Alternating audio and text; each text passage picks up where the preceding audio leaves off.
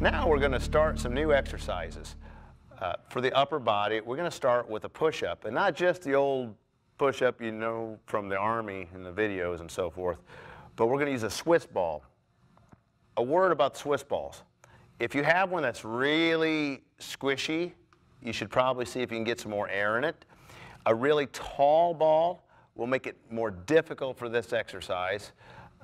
Usually a 55, and you can look on the side of the ball, a 55 centimeter is a small ball, and a 75 is a really big one, and almost no one needs that. A 65 or a smaller ball is best. Now some people might wonder, okay, I'm going to go out and get a ball, but I'm heavy, or I'm going to use weights in addition to my body weight with the ball. Is it going to hold me? The answer is yes, provided that you're about 700 pounds or less. Most of these balls are good for a lot of weight. That's really not the main issue with the ball. However, if you're going to be using weights on the ball, I'd recommend trying to keep the combination of you and the weights at 300 or so or less. So if you're on the large end of the scale, don't be loading up a lot of extra weights.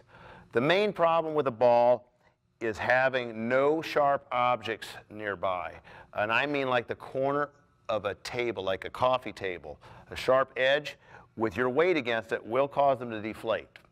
That's really the main issue. Rose thorns, tiny as they are, will put a hole in one, and you'll not notice it until the next day when it's flat. Now we're going to do a push-up on the Swiss ball, and I've got Elaine already on her knees first. That's a very important point. Some people want to go directly to their stomach on the ball, and if you're not careful, you're going to ski right down on your face. So start on the knees. Notice I have a pad, a yoga mat, under her knees. Your knees will not always hurt when you put them directly onto a hard surface. Keep in mind, if you keep doing that, it will. And when it does, you'll probably need new ones. So I put a yoga mat under her knees because it's not comfortable, and I know in the long run, it'll hurt her knees. Now you're saying, well, Jim's got his knees down on the floor. Yeah, this is actually a padded floor that I'm on right now, but I'm very serious. Don't be putting your knees onto hard surfaces. Now, she's going to lay on this ball, and she's going to put her hands in front of her and walk it out carefully, and she's going to stop right there with her hips on the ball. Come back just a little bit, because Elaine is actually more advanced than this, and she's usually goes further out. That's how you make it more difficult. But hips on, notice the hands. Hands are turned in slightly at about 1 o'clock and 11 o'clock. Her head is forward of her fingers. Go ahead and do a few. And notice her legs are moving at the same time her shoulders do. It's like a plank teeter-tottering. If the feet don't move, it's because your glutes are not tight. Tighten your glutes, and like I said, chin in, chest out, glutes tight. Abdomen is sucked in.